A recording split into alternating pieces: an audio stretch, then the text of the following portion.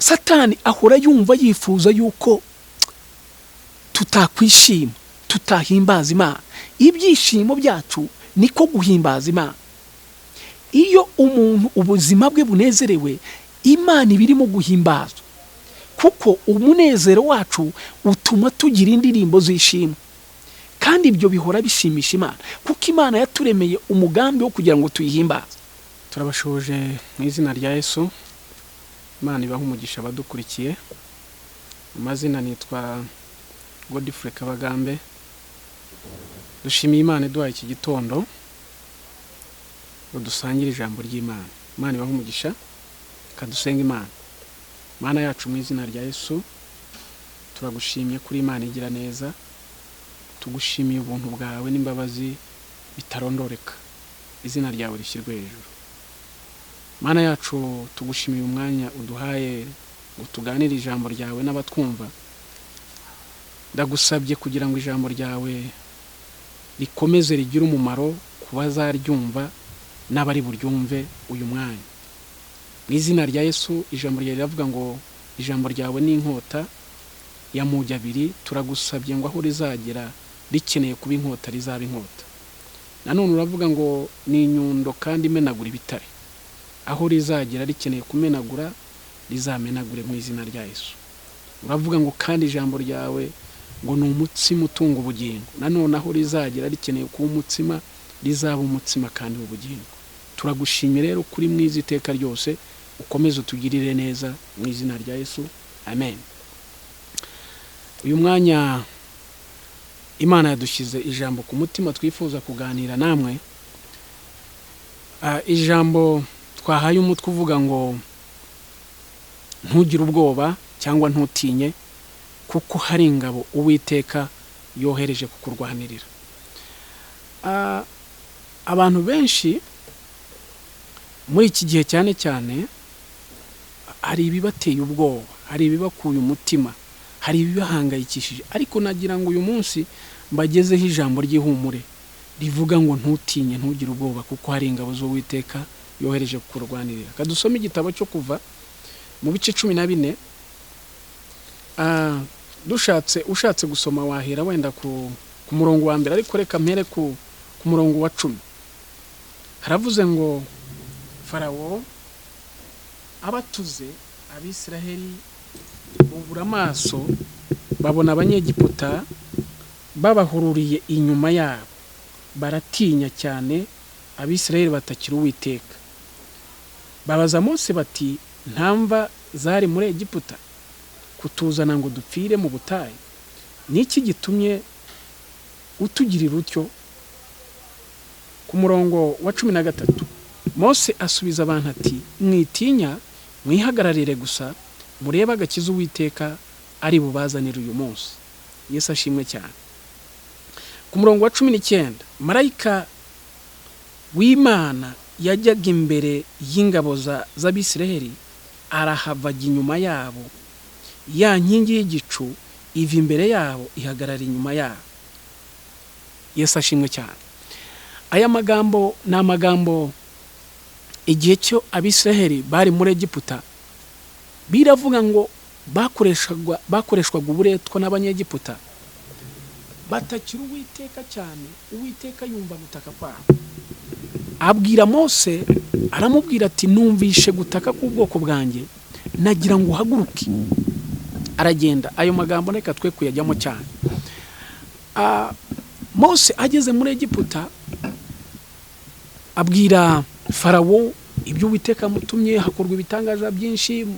Usomye iki gice cyose urabibona, ariko tugeze kuri uyu murongo, Abisiraheli bageze igihe Imana yemerera umutima wa Farawo ko kubarekura kugira ngo bajye mu gihugu cyabo, bajye i Kanani. Ariko ngo bakimara kugenda, iyo usubiyeho inyuma mu gice cya 13 tubona Farawo ngo yibutse yuko Abisiraheli bamaze kugenda, ahera ko aribaza ngo ariko ibi twakoze niki? Ni impamvu ki yatumye turekura aba Bisiraheli ngo bagende? Ariko nanone tubona yuko Uwiteka ngo yanangiye umutima wa Farawo kugira ngo Imana yigaragaze. Yesu ashimwe cyane.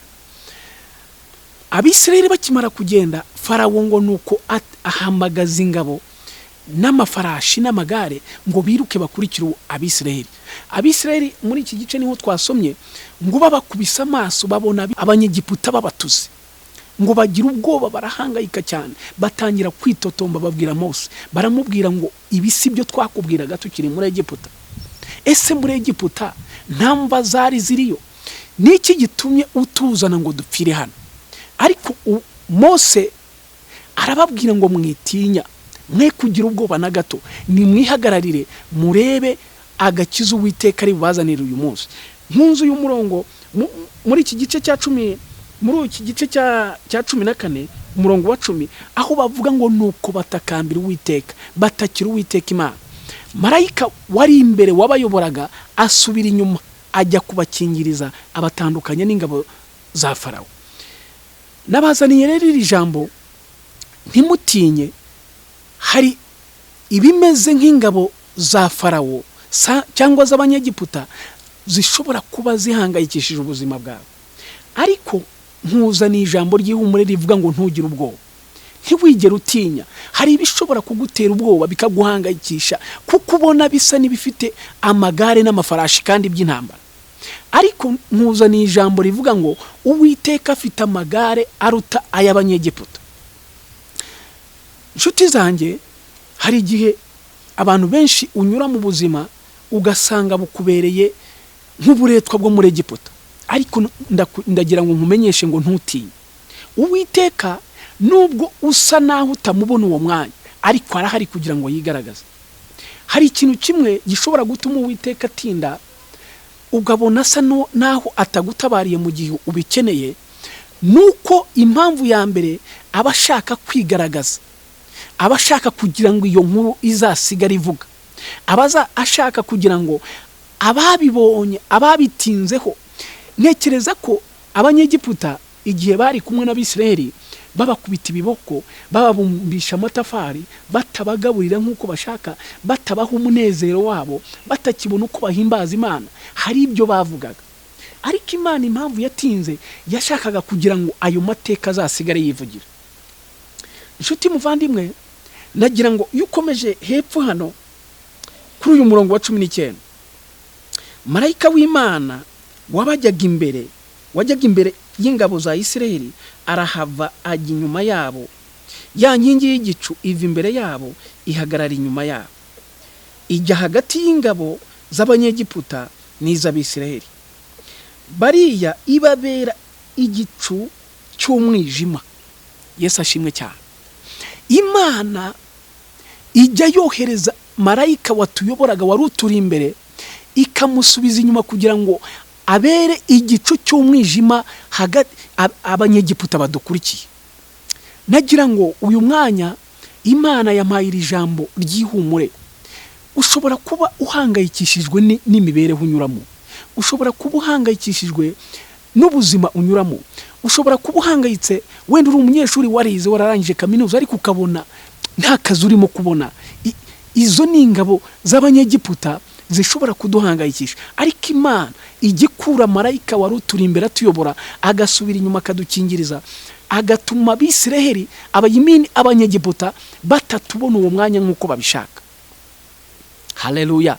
Imana yacu ijya ibasha kwigaragaza mu gihe Bibiliya iravuga, iyo ugeze ku murongo wa 24 iravuga ngo mu gicuku cya nyuma Uwiteka yitamuruye mu nkingi y'umuriro n'igicu, yitegereza ingabo z'abanyegiputa bacikamo igikuba. Yesu ashimwe cyane. Nagira ngo nkumenyeshe ko Imana ijya, iyo Bibiliya ivuga igicuku cya nyuma, igicuku gishobora kubaho izuba rinava, igicuku gishobora kubaho ari izuba rya mu gitondo rya 4:00, ariko mu buzima bw'umuntu ari igicuku cya nijoro. Igicuku cya nijoro ni igihe abantu basinziriye bashyizweyo, ni igihe abantu baryamye barimo kurota, ni igihe abantu nta mirimo irimo gukorwa. Hakaba umuntu niyo bigaragara ko ari ku manywa, ariko mu buzima bw'umuntu bikaba ari mu gicuku. Ariko nkuzaniye inkuru ivuga ngo no mu gicuku cya nijoro Imana ijya yitamurura. Yesu ashimwe cyane. Haleluya. Mu gicuku cya nijoro abantu bashyizweyo, Imana ijya yitamurura, ijya ibasha gukuraho uwo mwijima uri imbere y'umuntu, akabasha kubona, akabasha kugira indirimbo. Mu gicuku cya nijoro ni igihe nta mirimo irimo gukorwa. Imana rero ijya ibasha gukuraho uwo mwijima, ijya ibasha gukuraho icyo gicu, ijya ibasha kwitamura, ijya ibasha kwigaragaza, abantu bakabona indirimbo nshya, abantu bakabona ijambo, abantu bakagira icyo bavuga mu izina rya Yesu. Nagira ngo nkomereze mu gitabo cy'Abami ba kabiri, ari naho ndi busoreze. Mu gitabo cy'Abami ba kabiri mu bice 6 n'umurongo, haduhere ku murongo wa 14, haravuga ngo aherako yohereza amafarashi n'amagare n'ingabo nyinshi. Uyu ninde barimo kuvuga? Ni umwami w'Isiriya. Muri iki gice tuhasanga inkuru z'umwami w'Isiriya ndetse n'umwami w'Abisirayeli. Icyo gihe Abasiriya bahoraga bashaka gutera Abisirayeli. Yohereye ku murongo wa 8 urabibona ukuntu umwami w'Isiriya yahoraga ategura urugamba rwo kugira ngo atere Abisirayeli. Ariko duhereye kuri ibi bice 14, umwami w'Isiriya ahera ko yohereza amafarashi n'amagare n'ingabo nyinshi, bagenda nijoro ryose bagota uwo mudugudu. Maze umugaragu w'uwo muntu w'Imana, ni umugaragu wa Elisa urimo kuvugwa hano, azinduka kare mu gitondo, arasohoka abona ingabo n'amafarashi n'amagare bigose uwo mudugudu. Umugaragu abwira shebuja ati, biracitse databuja, turagira dute? Yesu ashimwe cyane. Iyi nkuru, uyu mugaragu, Abisiriya bari bateguye kugira ngo batere umudugudu w'Abisirayeli, bawutsembe bawumareho. Satani ajya ategura umugambi, agategura ingabo nyinshi zo kugira ngo ziturwane, twibagirane mu mateka. Ariko Imana, iyo Satani arimo gutegura umugambi mubi, Imana iba ifite umugambi mwiza ku buzima bwacu. Nubwo Satani aba afite ingabo z'amagare ndetse n'amafarashi, ariko Imana yacu iba ifite ingabo z'amagare n'amafarashi ariko by'umuriro. Niryo tandukaniro ririmo aho. Abisiriya rero bagota umudugudu wa Elisa yari arimo. Umugaragu we azindutse kare ngo agiye kubona ingabo nyinshi kandi zifite amagare n'amafarashi ndetse by'intambara. Asubira inyuma aravuga ati, databuja, noneho turagira dute?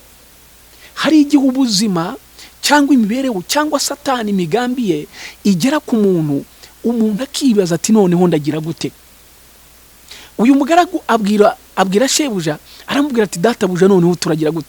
Byacitse, turashize, birarangiye, turapfuye, turibagiranye kubera Satani ibyo yateguye. Ariko Elisa aramubwira ati, ntekereza, ntabwo Bibiliya bivuga neza, ariko ntekereza ko Elisa ashobora kuba yarakubise n'agatwenge. Aravuga ati, ibyo uvuga ntabwo bizi. Nubwo ubonye ingabo z'abanzi bacu zitugose, kandi nibyo koko, kandi zifite intwaro ndetse zikomeye, ariko ndasaba Imana yo mu ijuru, niko Elisa yavugaga, icyampa igafungura amaso yawe ukabona ingabo z'Uwiteka zitugose. Haleluya. Aramubwira ati, cyampa Imana igafungura ku maso ukareba. Nuko ngo Elisa ahera ko arasenga, aravuga ngo, Uwiteka, ndakwinginze, humura amaso arebe. Nuko Uwiteka humura amaso y'uwo musore, arareba, abona umusozi wuzuye amafarashi n'amagare by'umuriro bigose Elisa. Haleluya. Uyu mugaragu w'Imana Elisa arasenga kugira ngo umugaragu we ahumuka amaso, abona itandukaniro ry'ingabo zibarinze, ukuntu zitandukanye n'ingabo z'abanzi babo. Yesu ashimwe cyane. Satani kuva Imana yaturema, twavutse mu mugambi w'Imana, ariko Satani nawe ariho kugira ngo arwanye umugambi w'Imana. Ariko nagira ngo nkumenyeshe yuko ubushake bw'umwanzi butaruta ubushake bw'uwaturemye. Yesu ashimwe cyane. Icyo kintu reka ngisubiremo. Umugambi wa Satani ku buzima bwacu ntabwo ufite imbaraga kurusha umugambi w'Imana yaturemye. Yesu nahimbazwe. Satani ahora yumva yifuza yuko tutakwishima, tutahimbaza Imana. Ibyishimo byacu niko guhimbaza Imana. Iyo umuntu ubuzima bwe bunezerewe, Imana ibirimo guhimbazwa, kuko umunezero wacu utuma tugira indirimbo z'ishimwe, kandi ibyo bihora bishimisha Imana, kuko Imana yaturemeye umugambi wo kugira ngo tuyihimbaze. Satani nawe icyo abereyeho ni ukugira ngo arogoye umugambi w'Imana ku buzima bwacu. Ariko nkuzaniye inkuru y'ihumure, ndakubwira ngo hari ingabo nyinshi, hari ingabo nyinshi, hari ingabo nyinshi z'Uwiteka, hari ingabo nyinshi za Data wa twese yohereje ku buzima bwawe, yohereje ku mugambi wawe kugira ngo irinde umugambi wawe. Yesu nashimwe cyane. Ngo nuko uyu mugaragu ahera ko ahumutse amaso abona ingabo nyinshi zibagose ziruta ubwinshi ingabo z'abanzi yari yabonye kare. Ngo kandi itandukaniro abona rifite amagare y'intambara, amafarashi, ndetse byo bifite umuriro. Yesu ashimwe cyane. Imana yacu ifite umugambi mwiza ku buzima bwawe. Umugambi w'Imana utandukanye cyane n'umugambi wa Satani. Hari ijambo nkunda cyane umugabo witwa Dr. Myles yaravuze ngo nothing is permanent except God and his promises. Nothing is permanent except God and his promises. Nta kintu cyahoraho iteka, nta kintu cyaramba ubuzima bwose usibye Imana n'amasezerano yayo. Yesu nashimwe cyane. Nta kintu kizaramba iteka usibye Imana n'umugambi wayo kuri twe. Nagira ngo uyu munsi Imana yampaye iri jambo, wowe ushobora kuba uhangayikishijwe n'ibihe, ushobora kuba uhangayikishijwe n'ibyo unyuramo, ushobora kuba uhangayikishijwe n'ubuzima, ushobora kuba uhangayikishijwe n'uburwayi, ushobora kuba uhangayikishijwe no kubona ibintu bitagenda nk'uko ubishaka. Ariko nagira ngo nkumenyeshe yuko ibintu byose birahanguka usibye Imana n'amasezerano yayo kuri twe. Imana umugambi wayo ni mwiza kandi ni mugari. Ihora idusezeranya yuko naho twanyura mu mazi ntabwo azadutembana. Ntabwo ivuga ngo ntabwo tuzayanyuramo, no, tuzayanyuramo, ariko ibiri kumwe natwe. Iravuga ngo naho mwanyura mu muriro ntimuzakora iki, ntimuzashya. Ariko ntabwo ivuga ngo ntabwo tuzanyura mu muriro. Nagira ngo nkumenyeshe rero, Imana ijambo yakize ku mutima wanjye riravuga ngo humura, Imana yohereje ingabo nyinshi. Imana ifite ingabo nyinshi. Yohereze marayika wayo watuyoboraga kugira ngo ajye hagati yawe n'ingabo z'abanyegiputa. Yesu ashimwe cyane. Kuri twe marayika atubera umucyo utumurikira, ariko ku banyegiputa badukurikiye ababera igicu, ababera igicu cy'umwijima kibakingira kugira ngo ntibadusingire. Ngo Abisirayeli nuko bageze ku nyanja itukura, Uwiteka baza Mose, aramubwira ngo Mose, niki gitumye ntakira? Ese niki ufite mu ntoki? Mose, Uwiteka abwira Mose ati rambura inkoni yawe ku mazi. Ngo Mose arambura inkoni, Imana ihuhisha umwuka wayo, amazi ahera ko amwe asubira haruguru aravura n'andi aramanuka. Ngo Abisirayeli bambukira humutse. Abanyegiputa babibonye ngo barabakurikira bazi yuko bari bubafate. Yesu ashimwe cyane. Hari igihe umugambi wa Satani Imana isa nimuretse akibwira ko yadusingiriye, no, ariko Imana ishaka kwihesha icyubahiro, Imana ishaka gukora amateka. Yesu ashimwe cyane. Ntutinye, ntugire ubwoba ibyaba biguteye ubwoba uko byaba bisa kose, Imana iri hejuru yabyo. Ngo abanyegiputa bambukira humutse, Abisirayeli, abanyegiputa ngo bakurikiye, inziga zabo zirakururuka, amagare yabo agenda biruhije. Ngo nuko Abisirayeli bamaze kwambuka, Imana irekura y'amazi, araza bose arabarengera. Yesu ashimwe cyane. Imana ifite umugambi mwiza ku buzima bwawe. Nagira ngo nkumenyeshe wowe udukurikiye, wowe uzadukurikira bitari nonaha, ndagira ngo nkumenyeshe ko Imana ifite umugambi mwiza ku buzima bwawe. Ntutinye, ntuterwe ubwoba n'ibyo unyuramo. Imana ifite umugambi mwiza. Nothing is permanent except God and his promises. Nta kintu kizahora gihanze usibye Imana. Turabashimiye kandi tuzahora dutegura igihe Imana izajya ihora yadukiza amagambo nk'aya ku mitima yacu, natwe tuzajya dushyiraho uburyo Imana izajya uducira inzira kugira ngo tubagezeho iri jambo ryiza. Mana yacu, mu izina rya Yesu turagushimye. Ibyo wanshyize ku mutima nanjye nibyo mpaye ubwoko bwawe. Ndagusabye kandi waravuze ngo uri inyuma y'ijambo ryawe kurikomeresha ibimenyetso n'ibitangaza. Reka umuntu wese uzumvira ijambo rizahindura ubuzima bwe. Icyubahiro n'ishimwe n'ikuzo bikomeze kuba ibyawe none n'iteka ryose mu izina rya Yesu. Amen.